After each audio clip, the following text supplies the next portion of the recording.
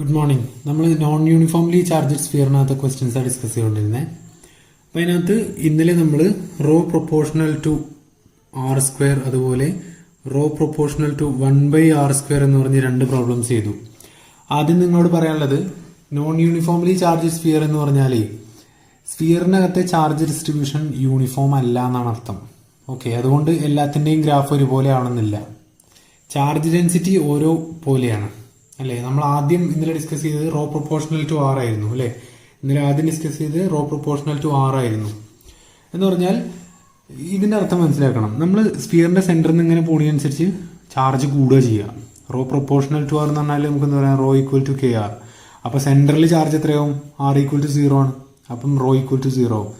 അങ്ങനെ ഡിസ്റ്റൻസ് കൂടുന്ന വെച്ച് പിന്നെ ആർ ഈക്വൽ ടു 1 ആയാൽ 2k ആവും charge density. R equal to 3 ആയി കഴിഞ്ഞാൽ 3k ആവും. അതെന്ന് പറഞ്ഞാൽ സെന്ററിൽ നിന്ന് പോകുന്നതോടും കൂടുകയാണ്. അപ്പം ഇത് ഇന്നലെ ഞാൻ ഹോംവർക്കായി തന്ന ഈ രണ്ട് പ്രോബ്ലംസ് ഞാൻ ഇന്ന് ചെയ്യാം. പക്ഷെ ആദ്യം നമുക്ക് ഈ പ്രോബ്ലം ഒന്ന് നോക്കാം. Rho proportional to 1/r. Find the electric field due to a non uniformly charged sphere in which the charge density is inversely proportional to the distance from the center. Rho proportional to 1/r എന്ന് പറഞ്ഞാൽ I can write rho equal to some constant by r എന്ന് എഴുതാം അല്ലേ. ഇനി നമ്മൾ usual procedure നമുക്ക് എന്താ ചെയ്യാനുള്ളത്? നമ്മളൊരു സ്ഫിയറിന്റെ ആണ് കൺസിഡർ ചെയ്യുന്നത് അല്ലേ. അപ്പോൾ ഒരു സ്ഫിയർ വരക്കാം. ആ സ്ഫിയറിന്റെ റേഡിയസ് ഒരു r ആണെന്ന് കരുതുക. ഓക്കെ, സ്വാഭാവികമായിട്ട് നമുക്ക് ആദ്യം കാണാനുള്ളത് electric field outside the sphere ആണ്. അപ്പോൾ നമ്മൾ എന്ത് ചെയ്യുക? ഔട്ട്സൈഡിൽ നമ്മളൊരു ഗോഷൻ സ്ഫിയർ വരയ്ക്കുക. നേരത്തെ പോലെ തന്നെ ഇതിന്റെ ഈ ഗോഷൻ സർഫസിന്റെ റേഡിയസ് നമ്മൾ സ്മാൾ ലെറ്റർ r ആയിട്ട് എടുക്കുകയാണ്. ആദ്യം നമുക്ക് കാണാനുള്ളത് എന്താണ്? ഈ electric field outside. Okay, electric field outside എന്ന് പറഞ്ഞാൽ r > r എന്ന് പറഞ്ഞാൽ നമ്മൾ കൺസിഡർ ചെയ്യുന്ന പോയിന്റ് സെന്ററിൽ നിന്നുള്ള ഡിസ്റ്റൻസ് r എന്ന് പറയുന്നത് സർഫസിന് എന്താ ഈ സ്ഫിയറിന്റെ റേഡിയസ് ഉണ്ടല്ലോ ക്യാപിറ്റൽ R, അതിനേക്കാളും വലുതാണെന്നാണ് ഇതുകൊണ്ട് ഉദ്ദേശിക്കുന്നത് കേട്ടോ.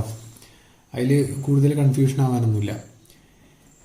ഇനി നമുക്ക് എന്താണ് ഗോസ് ലോ അപ്ലൈ ചെയ്യാം. Integral E dot D S equal to Q enclosed by ε0 ആണ് അല്ലേ. അപ്പോൾ ഇനി ഈ ഭാഗം ഞാൻ പ്രത്യേകം പറയുന്നില്ല. E into integral D S അല്ലെ. ഇലക്ട്രിക് ഫീൽഡും സർഫസ് എലമെന്റും ഒരു ഡയറക്ഷനിലാണ്, ആംഗിൾ 0 ആണ്, അതുകൊണ്ട് cos 0 1 ആണ്. അപ്പം എങ്ങനെ കൊടുത്തു? ഇലക്ട്രിക് ഫീൽഡ് യൂണിഫോം ആണ്, അങ്ങനെ പുറത്തേക്ക് എടുത്തു. Equal to Q enclosed by ε0 എന്ന് എഴുതി. ഇ ഇൻറ്റു ഇതിന്റെ സർഫസ് ഏരിയ, ഗോഷൻ സർഫസിന്റെ ഏരിയ എന്ന് പറയുന്നത് എന്താണ്? 4πr².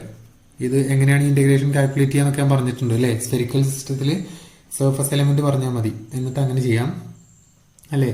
അങ്ങനെ പിന്നെ അത് പ്രൊസീഡ് ചെയ്താൽ എന്ന് പറഞ്ഞാൽ ലെങ്ത് എലമെന്റും മെട്രിക് എലമെന്റും ഒക്കെ വെച്ചിട്ട് ഇത് കണ്ടെത്താം. Equal to Q enclosed by ε0 എന്ന് എഴുതാം. അല്ലെങ്കിൽ ഇ ഔട്ട് ഈക്വൽ ടു, ഇത് ഔട്ടാണ് അല്ലേ, E out equal to Q enclosed by ഈ 4πε0 r² എന്ന് എഴുതാം അല്ലേ. ഇങ്ങനെ എഴുതി. ഇനി ബാക്കി നമുക്ക് ചാർജ് എൻക്ലോസ്ഡ് കാണും അല്ലേ. Charge enclosed by the Gaussian surface. ഈ ഗോഷൻ സർഫസ് ആണ് നമ്മൾ കൺസിഡർ ചെയ്യുന്ന സർഫസ്. അത് എൻക്ലോസ് ചെയ്യുന്ന ചാർജാണ് അല്ലേ. അപ്പം പിന്നെ നമുക്ക് എന്ത് ചെയ്താം? E out equal to charge enclosed എന്ന് പറഞ്ഞാൽ നമുക്ക് എന്ത് ചെയ്താം? റോ d2 എന്ന് എഴുതാം അല്ലേ, ബൈ 4πε0 r² എന്ന് എഴുതാം അല്ലേ. Which is equal to E out equal to integral rho തന്നിട്ടുണ്ട് എത്രയാണ് നമുക്കിവിടെ ഈ കേസിൽ എത്രയാണ്? k/r ആണ് അല്ലേ. അപ്പം k/r d2 എന്ന് പറഞ്ഞാൽ r² sin θ r² dr അല്ലേ, sin θ d θ d ആണ് അല്ലേ. അങ്ങനെയല്ലേ, r² dr sin θ d θ d അല്ലേ. ഡിവൈഡഡ് ബൈ ഒരു 4πε0 r² ഉണ്ട് അല്ലേ. ഇനി നമുക്ക് എന്ത് ചെയ്യാം? ലിമിറ്റ് കൊടുക്കാം. E out equal to k constant ആണ്. അപ്പം നമുക്ക് k/4πε0 r² ഇവിടെ പുറത്തുണ്ട്. ബാക്കി ഇന്റഗ്രലിനകത്തുള്ള അവിടെ തന്നെ എഴുതുക അല്ലേ. അതുപോലെ ഈ ഇന്റഗ്രേഷൻ അകത്താണ് r² ഈ r, അതുകൊണ്ട് ഈ r² ഈ r കട്ട് ചെയ്ത് പോകും അല്ലേ. ബാക്കി എന്തുണ്ടാവുക? r dr sin θ d d എന്ന് വരും. ഈ ഇന്റഗ്രേഷന്റെ വാല്യൂ നമുക്കറിയാം എന്താണ്? 4π ആണെന്ന് നമുക്കറിയാം. ഇനി ഇതിന്റെ ലിമിറ്റ് കൊടുക്കുന്നിടത്താണ് ശ്രദ്ധിക്കാനുള്ളത്. എന്താണ് limit? Charge enclosed by the Gaussian സർഫസാണ് അല്ലേ. ഗോഷൻ സർഫസ് പുറത്താണ്, അത് എൻക്ലോസ് ചെയ്യുന്ന ചാർജാണ്. പക്ഷേ സ്ഫിയറിന്റെ ലിമിറ്റ് ഇത്രയേ ഉള്ളൂ അല്ലേ. ഈ സ്ഫിയറിന്റെ സെന്റർ മുതൽ ഇതുവരെ ചാർജ് ഡിസ്ട്രിബ്യൂഷൻ ഉള്ളൂ. ഈ സ്ഫിയറിനാണല്ലോ ചാർജ് ഉള്ളത്, ഇതൊരു സോളിഡ് സ്ഫിയർ ആണ്, അതിന് മാത്രമുള്ളല്ലോ ചാർജ്. അതുകൊണ്ട് ചാർജിന്റെ ലിമിറ്റ് എന്താവും, 0 to ക്യാപിറ്റൽ R ആവും. ഇവിടെ 0 to R കൊടുക്കാം, ബാക്കി പ്രൊസീഡ് ചെയ്യാം അല്ലേ. അപ്പം ഇ ഔട്ട് ഈക്വൽ ടു ഇത് വരും k/4πε0 R² ഇന്റഗ്രൽ R എന്ന് പറഞ്ഞാൽ R²/2. അതിന് ലിമിറ്റ് ക്യാപിറ്റൽ R കൊടുത്താൽ R²/2 ഇൻറ്റു 4π എന്ന് കൊടുക്കാം. 4π കട്ട് ചെയ്ത് പോകും അല്ലേ. therefore E out equal to kr²/2ε0 R² എന്ന് വരും. അങ്ങനെയല്ലേ വരിക അല്ലേ. ഇങ്ങനെ കിട്ടും. ഇനി നമുക്ക് എന്താ ചെയ്യാല്ലേ, സർഫസിലെ ഇലക്ട്രിക് ഫീൽഡ് കാണാം അല്ലേ. Electric field at the surface. At the surface എന്ന് പറയുമ്പം ഗോഷൻ സർഫസും അതുപോലെ നമ്മുടെ സ്ഫിയറും കോയിൻസൈഡ് ചെയ്യും അല്ലേ. അതിന് ഞാൻ പ്രത്യേകം പറയേണ്ട ആവശ്യമില്ലല്ലോ. എന്ന് പറഞ്ഞാൽ ഇതാണ് നമ്മുടെ സ്ഫിയർ എന്ന് കരുതുക. ഓക്കെ, ഇതാണ് നമ്മുടെ റേഡിയസ് ആറുള്ള സ്ഫിയർ. ഇനി നമ്മൾ അറ്റ് സർഫസ് എന്ന് പറഞ്ഞാൽ നമ്മൾ എന്ത് ചെയ്യുക, സർഫസിൽ തന്നെ എന്ത് ചെയ്യും, ഒരു ഗോഷൻ സർഫസ് വരയ്ക്കും. അതിന്റെ റേഡിയസ് എന്താണ്, ആറാണ്. എന്ന് പറഞ്ഞാൽ R ഈക്വൽ ടു ആറാണ്. അതുകൊണ്ടാണ് ഞാൻ ഇങ്ങനെ കൊടുക്കുന്നത്. അപ്പൊ നമുക്ക് ജസ്റ്റ് എന്ത് ചെയ്താൽ മതി, ഈ ഔട്ടിനകത്ത് R ഈക്വൽ ടു R കൊടുത്താൽ മതി. അപ്പൊ ഈ സർഫസ് ഈക്വൽ ടു നമുക്ക് ഈ ഔട്ട് കിട്ടിയത് kr²/2ε0 R² ആണ്. അപ്പൊ സ്മാൾ ആറിന് പകരം ക്യാപിറ്റൽ R കൊടുക്കുക. എന്ന് പറഞ്ഞാൽ എന്താവും, kr²/2ε0 R² എന്നാവും. വിച്ച് മീൻസ് k/2ε0 എന്നാവും അല്ലേ. R² കട്ട് ചെയ്തു പോകും, ഇങ്ങനെ വരും. ക്ലിയർ ആണല്ലോ. ഇനി എന്താ കാണാനല്ലേ, ഇലക്ട്രിക് ഫീൽഡ് ഇൻസൈഡ്. ഇൻസൈഡ് കാണാൻ എന്ത് ചെയ്യുക, ഇൻസൈഡ് എന്ന് പറയുമ്പം R ആണ് അല്ലേ. അപ്പം നമ്മുടെ സ്ഫിയർ ഇതാണ്, അതിൻ്റെ റേഡിയസ് ക്യാപിറ്റൽ R ആണ്. ഇനി അതിനകത്താണ് നമുക്ക് കാണേണ്ടത്. അതുകൊണ്ട് എന്ത് ചെയ്യുക, അതിൻ്റെ അകത്ത് ഒരു ഗോഷൻ സർഫസ് കൺസിഡർ ചെയ്യുക. അതിൻ്റെ റേഡിയസ് സ്മാൾ ലെറ്റർ R എന്ന് എഴുതുക. ഓക്കെ, ഇനി നമുക്ക് എന്ത് ചെയ്യാം, പ്രൊസീഡ് ചെയ്യാം. Integral E.ds equal to q enclosed by ε0 എന്ന് കൊടുക്കാം അല്ലേ. ഇപ്പം എന്ത് കൊടുക്കാം, E into 4πr² equal to q enclosed by ε0 എന്ന് വരും അല്ലേ. അല്ലെങ്കിൽ E ഇൻ അല്ലേ, E in equal to q enclosed by 4πε0 R² എന്ന് വരും. ഇനി നമുക്ക് എന്താ കാണാനല്ലേ, ക്യൂ എൻക്ലോസ്ഡ് കാണണം അല്ലേ. ക്യൂ എൻക്ലോസ്ഡ് എങ്ങനെയാണ്, E in equal to Q enclosed നമുക്ക് ρ എന്ന് എഴുതാം ബൈ 4πε0 R² എന്ന് എഴുതാം. വിച്ച് ഈസ് ഈക്വൽ ടു ρ എന്ന് പറഞ്ഞാൽ k/r ആണ് തന്നിട്ടുണ്ട്. d എന്ന് പറഞ്ഞാൽ R² dr sine theta d തീറ്റ d∅ അല്ലേ, ഡിവൈഡഡ് ബൈ 4πε0 R². ഇവിടെ നിങ്ങൾ പ്രത്യേകം ശ്രദ്ധിക്കാനുള്ളത്, ഒരാളെങ്ങാണ്ട് ഇന്നലെ അങ്ങനെ തെറ്റുവരുത്തിയിട്ടുണ്ട്. ഈ R² ഈ R² ഒരിക്കലും കട്ട് ചെയ്ത് കളയാൻ പാടില്ല. കാരണം ഇയാൾ ഇൻ്റഗ്രേഷൻ അകത്തുള്ള ആളാണ്, ഇയാൾ പുറത്തുള്ള ആളാണ്. അപ്പം ഇൻ്റഗ്രേഷൻ ചെയ്ത് കഴിഞ്ഞിട്ട് എന്തെങ്കിലും കട്ട് ചെയ്യാണ്ടെങ്കിൽ തന്നെ ചെയ്യാൻ പറ്റുള്ളൂ. പക്ഷെ ഇത് ഇൻ്റഗ്രേഷൻ അകത്താണ്, ഈ ആറും ഈ ആറും. അതുകൊണ്ട് ഈ R കട്ട് ചെയ്ത് അതുപോലെ ഈ ആറും കട്ട് ചെയ്യാം അല്ലേ. ബാക്കി ഇതിലാകെ ഇനിയിപ്പോൾ മാറ്റം വരിക ലിമിറ്റിൻ്റെ അടുത്ത് തന്നെ ഉള്ളൂ അല്ലേ.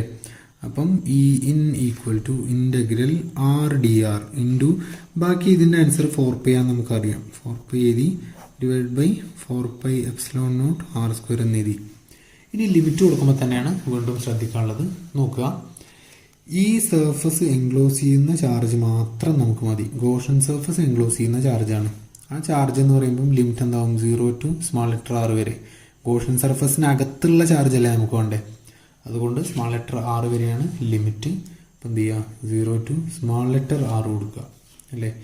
വിച്ച് ഈസ് ഈക്വൽ ടു എന്ത് വരും, ഇൻ്റഗ്രൽ R/dr എന്ന് പറഞ്ഞാൽ R²/2. സ്മാൾ ലെറ്റർ R കൊടുത്താൽ R²/2 എന്ന് വരും. 4π കട്ട് ചെയ്ത് പോയി ഇൻറ്റു 1/ε0 R² എന്ന് വരും. അപ്പോൾ R² കട്ട് ചെയ്ത് പോവും. ബാക്കി എന്ത് വരും, 1/2ε0 എന്ന് വരും അല്ലേ.